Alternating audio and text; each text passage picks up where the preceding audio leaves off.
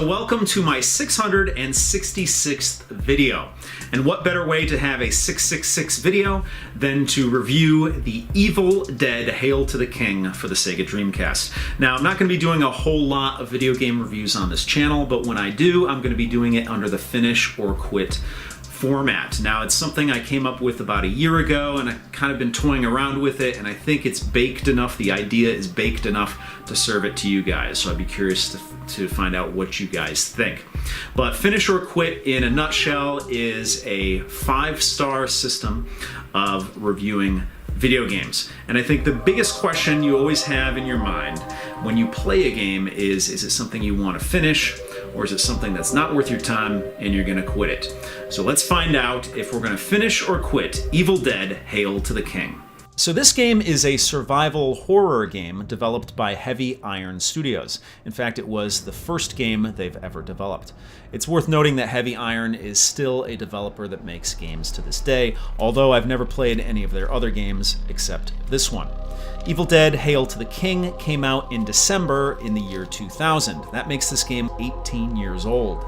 So does this game still hold up to this day? More importantly, did this game hold up when it came out? Well, according to Metacritic, the game got a 49 out of 100 for the Dreamcast version. Now, there were 3 versions of this game: the Dreamcast, the PC, and the original PlayStation. Now, I'm not going to concern myself too much with the Metacritic score because I like to make up my own mind. So if Resident Evil defined the survival horror genre, why not come out with another game with evil in its name that uses a well-established franchise and try and make money on the survival horror craze? I mean, Evil Dead is made for video games. Obviously, it was a movie to start out with, but the premise is perfect for a video game. You have a charismatic, quirky main character that you control, and he fights demons. It sounds like a perfect survival horror premise to me.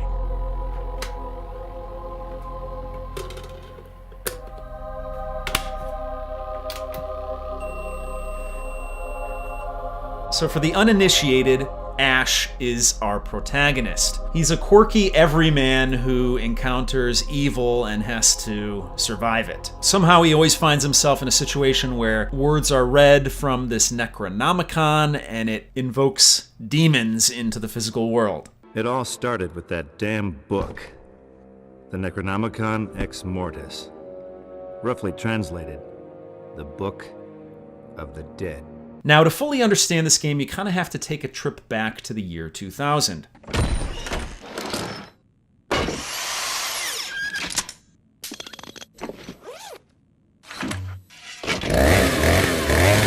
Groovy.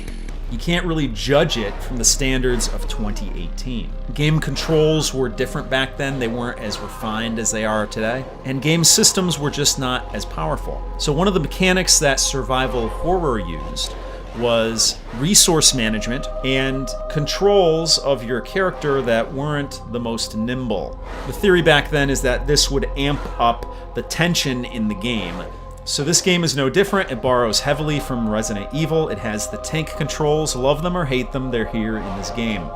It also has a resource management system where you have a limited amount of slots that you can carry of items, and if you have an overflow of those items, you can store those things in crates that are scattered throughout the game levels. Now, in Resident Evil, you had the typewriter ribbons. In this game, you have a reel-to-reel audio tape that you can use to save your progress. Now, as I mentioned before, Finish or Quit is a 5-star rating system. And it's not just an arbitrary star rating system.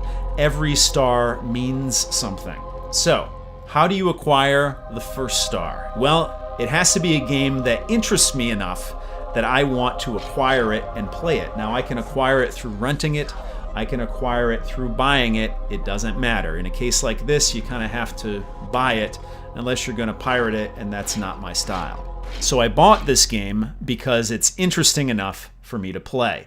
So it receives 1 star. Now you might think, wow, that's sort of like a participation trophy. But to me, earning that 1 star is a good thing because it's a game that interested me enough out of the hundreds of games that are out there that I wanted to get my hands on it and actually play it. I'm not a video game reviewer, so I don't have to review every game that comes down the pike. So first off, the graphics on this game. It's what I would expect from an 18-year-old game, and I'm fine with that. I mean, obviously I'm playing a retro game here, so I'm not looking for the latest and greatest graphics. I'm looking for a fun time. Next up, we have the controls. Yeah, the controls.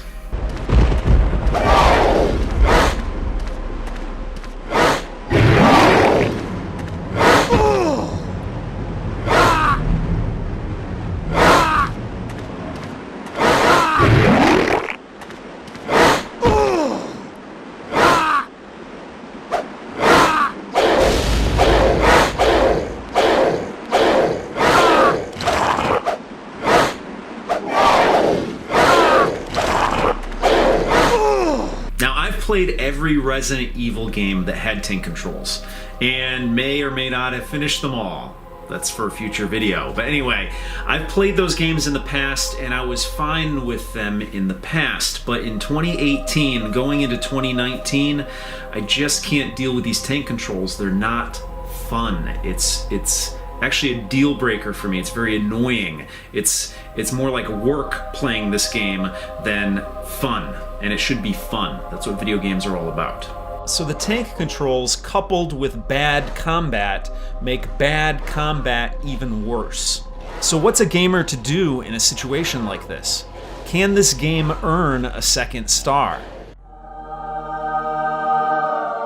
No.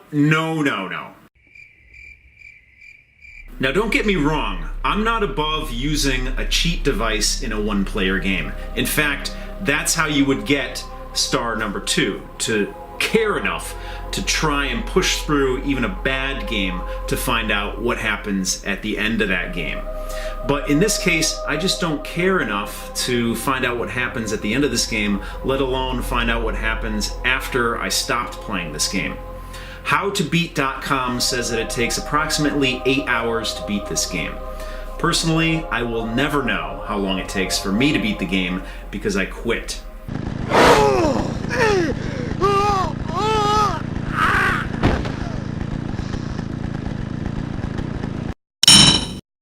So I said that this was a 5-star system to review video games, but we've only covered 2 of the stars. What are the other 3 stars for? Well, you're just going to have to stay tuned to find out. So speaking of stars, this is the point in the video where we actually redeem the stars that the video game earned, or in this case, the 1 star that this video game earned.